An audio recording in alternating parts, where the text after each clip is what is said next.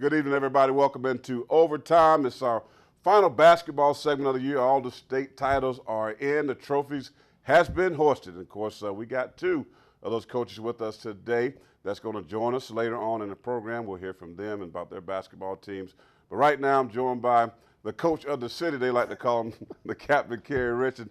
And, Captain, it was a good weekend of basketball, no doubt about it. It was, right? Yeah, it was a great weekend. Anytime you get the chance to see two of your friends win the big games, you're part of it, you feel a part of it. Then when I got in the car after watching Zak North win it Saturday, I heard that the Gamecocks won over in Knoxville, so I had a trifecta this weekend. It was a wonderful, wonderful basketball weekend for me. Well, and the Lady Gamecocks, of course, winning the SEC tournament. So for you, it was good, right? So it was good. Great. Gamecocks once, and the Sumter Gamecocks, a team that I must remind you that you had Hammond ranked ahead of last week, won the 4A state title. So we'll get with that coach here, Jojo English, in just a moment. I can't wait. Let's start with some championship basketball, shall we? Here we go. There it is. Sumter versus Hillcrest. Hillcrest, a team that knocked out Spring Valley. Your guy, P.J. Dozier, and Jojo goes in and he handles business. Well, he gets it done. He gets it done, and I was looking forward to this basketball game because, you know, you had two teams that were very familiar when it comes to style. They both got after you, pressed you, sped other team up. But the one thing that concerned me about Sumter going into that game, Hillcrest had two pretty good guards, Randall Shaw and Tyler Hooker. I wasn't sure how JoJo was going to be able to, you know, slow those guys down, but those guys did a terrific job, and they played hard, and I was happy to see JoJo English get it done Friday night. No doubt about it. Of course, you did mention, to your credit, you talked about how good of a coach he was, and again, why I selected him the coach of the year, just so you know, when you talk about Sumter, we didn't talk about them much in the beginning. No, we did not. You know, we didn't talk about them much. I had a chance to go down when he first started coaching them and look at his program. One thing I knew, he's going to be hard on them. They're going to be very disciplined, and they were going to play great defense. And we saw this program kind of just elevate.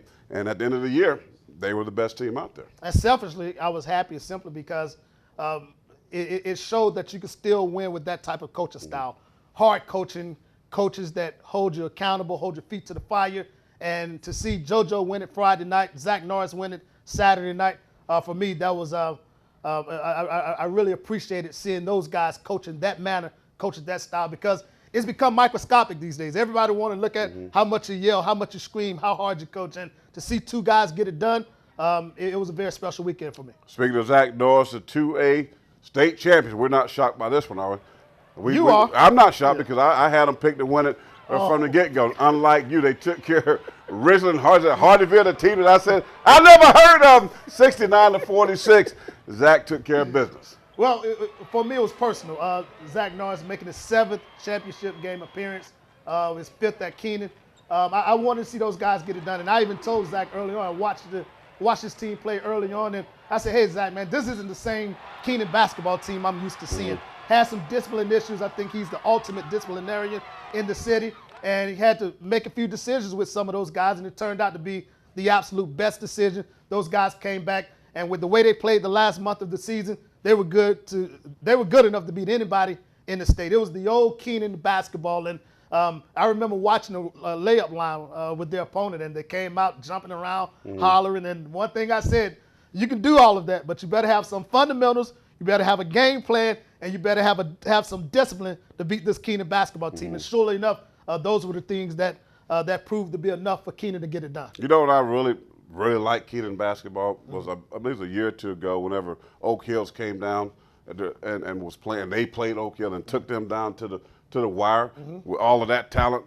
I knew Zak was a great basketball coach because there's no doubt about it. That team was a lot more talented than Keenan, but they were right there to the very end. You never heard me say that before? No, I never heard you say that. Okay. All right, let's talk about the team that disappointed me. My number one team in the Millers, the Falcons of AC Florida, a team that I thought were destined to win the 3A state championship. But Midland Valley, though, a team that you heard me say that was a good basketball team, got it done. This has to be the Corey Miller "I told you so" moment. This all is today. You know what? I think all of us expected AC Florida to get it done against Midland Valley. Thought their size would be enough to tip the scale. They had an unbelievable player in Daniel Carr, 2-time region player of the year. But was a little bit disappointed with the way AC Florida came out of the gate. Didn't play with the necessary discipline offensively. Sort of took some quick shots. I didn't take advantage of some size. They had a size advantage, and maybe they got a little bit caught up, a little bit overconfident, and didn't do the necessary things to be successful at the end of the night. A little bit disappointed, but congratulations to Midland Valley. Those guys did enough to get it done. All right, here we go, folks. When we come back after the break, let's see. Let's start with the Sumter Gamecocks. Their head basketball coach, Jojo English, former Gamecock, is in the studio with us. He'll sit down between us and talk about his big win this past Saturday.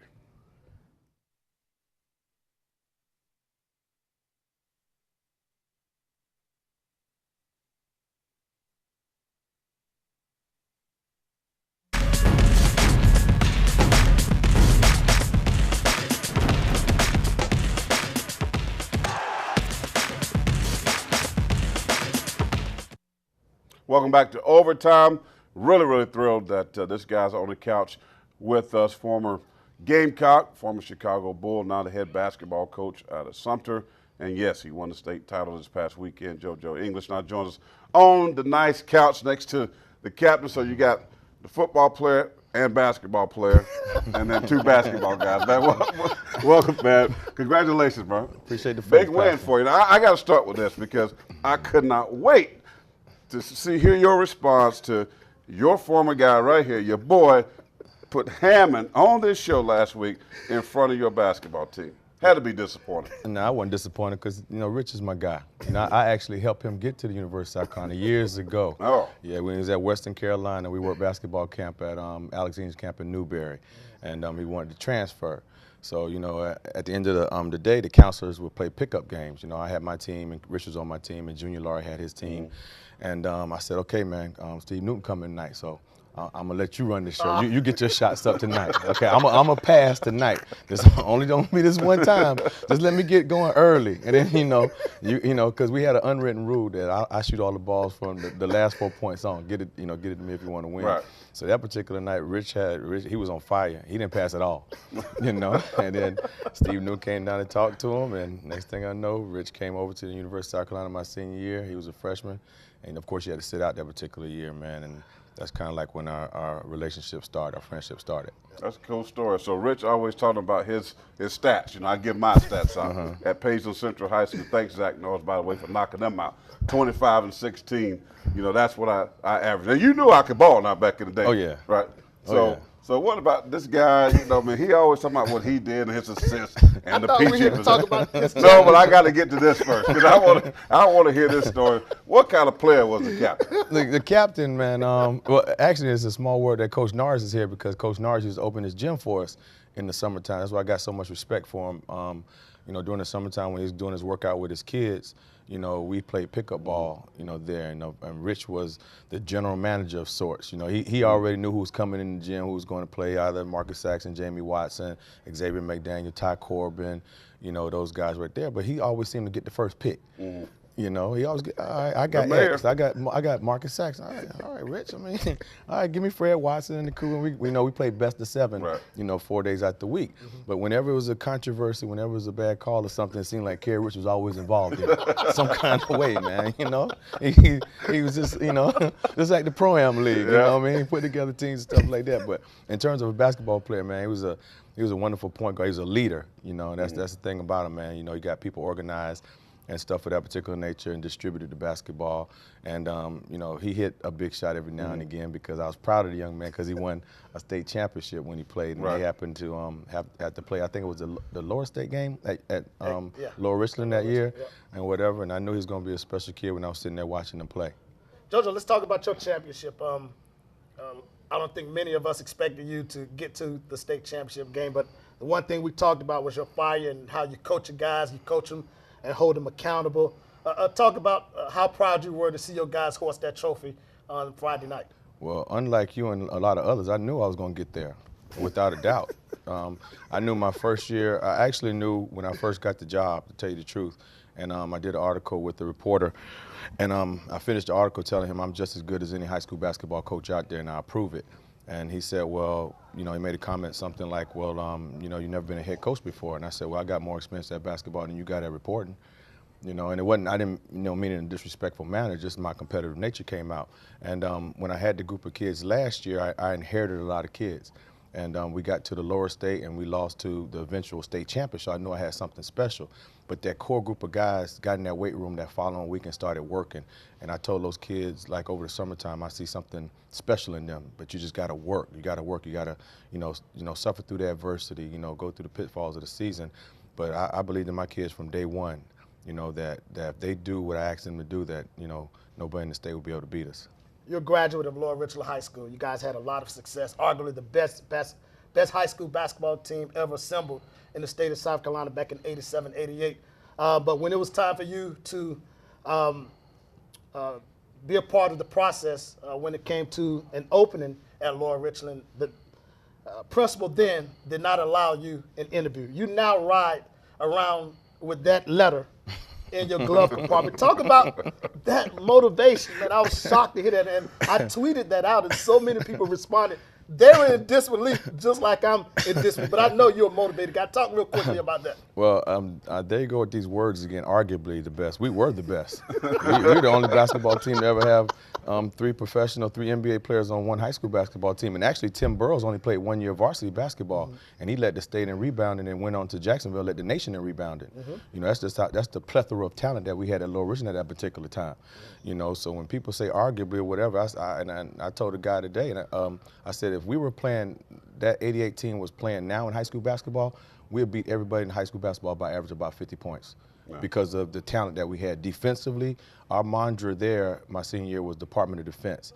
And that's something I wanted to pull to Sumter, and I couldn't really use it because, that's something I had at Lower Richland. So we went to the Running Rooster moniker. But to piggyback what you said about the Lower Richland job, I didn't really take offense to it. Actually, it was a motivating thing, and it was something in my life that I needed because I was kind of like standing still. I was kind of complacent and happy, well, not necessarily happy, but kind of satisfied where I was at. But when I got that letter where they couldn't even interview me, couldn't even talk to me, at least hear what I got to say, that kind of fueled a fire. So I was like, well, why is this guy coaching? How is this guy coaching? How is this guy coaching?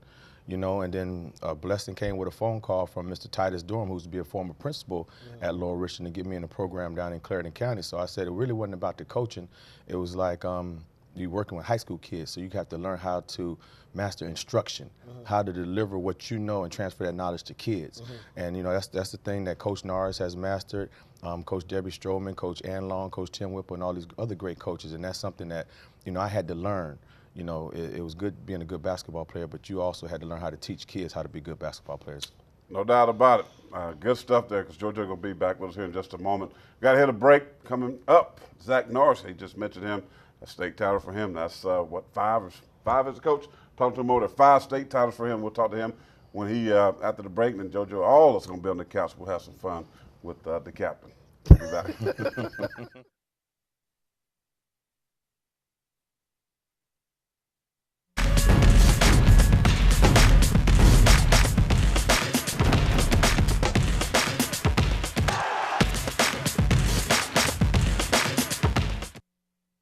Welcome back to Overtime. Now it's time to talk about the 2A state champions, as I like to say, the Keenan Raiders. Head basketball coach Zak North in the house, or you can call him, praise the Lord, T.D. Jakes. The Lord has done it again. Good to see you, man. Good to see Thanks you for too, stopping Corey. by, man. I know this Thank guy you. right here is proud of you because we talk about you all the time and your program. Congratulations, a big win over Ridgeland Hardyville, which now you just told me where it was at, but a big win for you. Thank you, Corey. It's a pleasure to be here amongst friends. Especially my guys, they want to put Kerry on the spot. Right. So they want to see what's going on tonight with that final 5. We had Kerry come over and talk to us during the playoffs one day, and the kids were so pumped up after that. That was right before the state finals. It was like on a Wednesday. And I called Kerry and I told him, man, can you come do that again? I said, because I might not have to say anything to him. But you could just see the enthusiasm in him and everything, because Kerry does breathe basketball, and the kids, they want to be a part of something. And it's not hard over at Keenan to get them involved. We might have 200 or so try out for basketball, but everybody can't make it because of my rules and regulations. And I kind of stick to them. And I'm from the old school. What can I say? But I believe in discipline and being fair with everybody. So I try to keep it on the utmost right there. Right. Well, let's talk about your rules just a little bit, Coach. I think you're the ultimate disciplinarian in the city, with all due respect to the other coaches. But with the coach's style and how it's become so microscopic, there's a sensitivity associated with one's coaching style, whether he coaches too hard, whether he yells too much, whether he screams too much. How have you been able to stay consistent and true to who you are without deviating away from your foundation when it comes to coaching guys up and holding them accountable? Well, Kerry, I want to be accountable myself because I'm the only one they're going to call in that office if it's time to fire me. So I try to tell the guys, you know, you're going to be a parent one day. So you might as well learn how to keep yourself accountable so you can keep your children accountable. As far as my rules and everything, you know, some of my older guys that's been in the program, they say, Coach, you're getting soft in your old age. You know, I have changed with the times a little bit. But on the court, you know, I expect for you, I don't like to make turnovers. And I like for that hustle and desire to be out there. And very few mistakes. And I expect that out of them. Even in practice, you know, if you make a mistake, you got to go run or do push-ups or what we call the worm. And the worm comes from George Glimp them back in the day. And that's where I got it from. But, you know, you got to teach our young kids how to uphold themselves so they can be successful in society. And that's the only thing. It's not all about the W's. It's about, you know, teaching them how to be a young man and growing up to take care of their family one day. And that's what we look at. But we knew we kind of had a good thing going on, especially after we got embarrassed up in Spartanburg during Christmas. You could see it, and they didn't want to show their face the next game. But, you know, I talked to them, it's adversity everywhere, and you're going to go through some growing pains. And the main thing is for you to get back up and try to ride again. Was that the turning point for you this season? Because I remember seeing your team early on, and we had a conversation. I said, hey, Zach, this isn't the same Keenan team that I'm used to seeing play. This is a team that's not playing with the discipline, not closing out games the way you guys normally close out games, not playing with the same level of effort. Was that the turning point for you this season? Yes, Kerry, that was a turning point. I set the guys down after that, and we made a couple of changes in the lineup too. But I told them that I was tired of the AAU basketball, and it's time to play Kingdom basketball. If you're going to play AAU, you might as well wait till March and get on out of my gym, basically. It was going to be my way or the highway. You know, and we started getting better shot selection. The kids were being a little bit more patient. But what we really sold them on is defending. And if you watch the Richland game, they didn't get up in the paint very few times. And that's what our game players would keep them out the paint, make them shoot the 3-ball. And I thought our guys did a wonderful job with that because they were getting one shot and we were coming down, executing our plays, and we kind of warmed down at the end there. No doubt about it. It was a great win for you, of course. When you look at your point guard, Marcus Stroman, now at South Carolina, you can understand how he can handle the coach of the Frank Martin because he learned from home, so to speak, from Coach Zak North. When we come back, Jojo will come on the couch. It's going to be the four of us, 4 basketball gurus, and we're going to reveal our final top 5. Stay tuned. You don't want to miss it.